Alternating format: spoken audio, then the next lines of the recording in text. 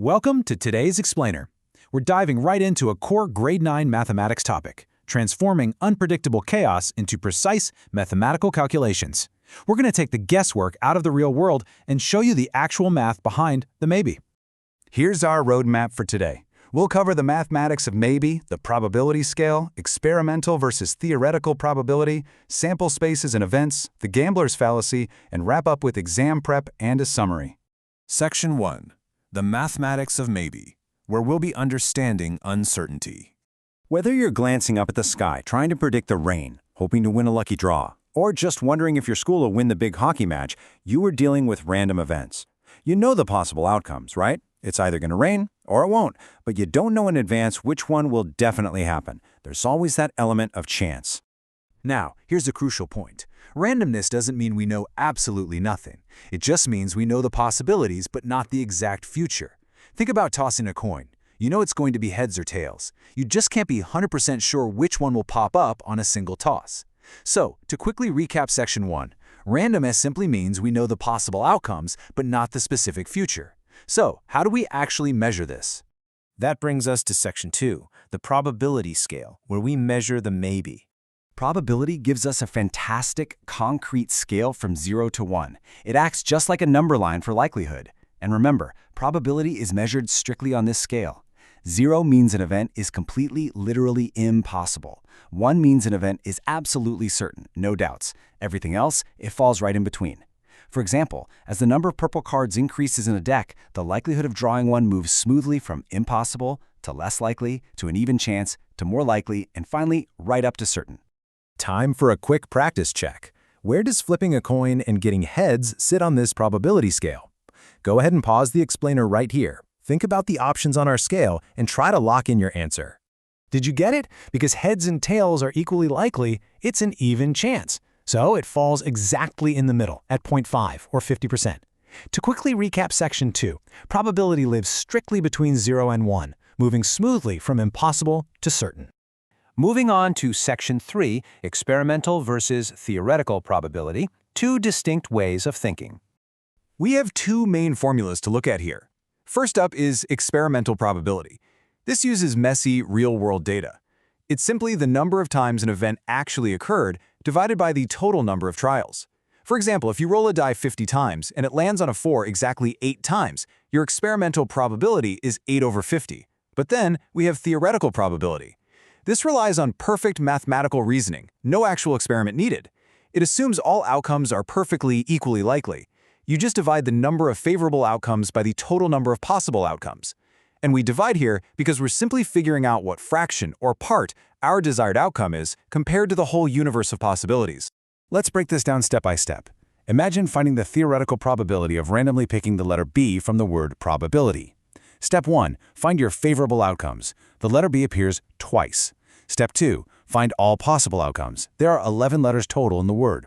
Step 3, just divide the favorable by the possible. We get 2 over 11, which converts to about 18.2%. See, it's literally that simple when you follow the steps. So a quick recap for Section 3. Experimental is what actually happens in a messy test, while theoretical is what should happen in a world of perfect math. Section 4. Sample spaces and events. Let's formalize our outcomes. Think of this sample space, which we denote with the capital letter S, as your absolute master list of everything that could possibly happen in an experiment.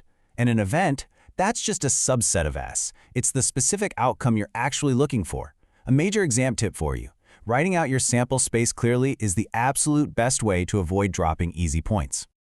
Writing out the full sample space prevents you from missing sneaky combinations. Say we toss 2 coins. Our sample space is heads heads, heads tails, tails heads, and tails tails. Notice how heads tails and tails heads are listed as completely separate outcomes. So, if you're asked to find the event of getting at least one head, you just pick that subset from your master list, HH, HT, and TH. Recap time for Section 4. Always write out your sample space, S, to avoid dropping points on your exam, then just pick your event subset directly from that list. Section 5. Avoiding the gambler's fallacy. Time to talk about a major mind trap. When we're rolling dice in games of chance like the beautiful ancient Indian precursor to snakes and ladders you see here, people very often fall victim to a psychological trap. Imagine you roll 3 sixes in a row. Your brain instantly thinks, there's absolutely no way I'll roll a 6 again. But you'd be totally wrong. Here is a vital exam tip. If you flip heads 6 times in a row, the chance of getting tails on that 7th clip is still exactly 50%. The coin or the die has absolutely no memory. This is famously called the gambler's fallacy. It's the mistake of believing that past random events somehow affect future ones. But remember, randomness does not keep track of the past. Every single roll is an independent event. The probability resets every single time. So make sure you approach every independent event in your exam as a completely fresh start. Recapping Section 5, coins and dice have no memory. Every roll is completely independent. And finally, Section 6, exam prep and summary. Here is your ultimate cheat sheet. Go ahead and grab a screenshot of this. Understanding the difference between these two formulas is absolutely critical for your exams. Theoretical is your perfect world fraction. Experimental is based on actual real-world trial data. And keep the law of large numbers in mind. If you do an experiment over and over, thousands of times, your experimental probability is going to get closer and closer to your theoretical probability. This table is your ultimate shortcut for translating English word problems directly into math. If an exam question uses the word impossible, you instantly write down 0.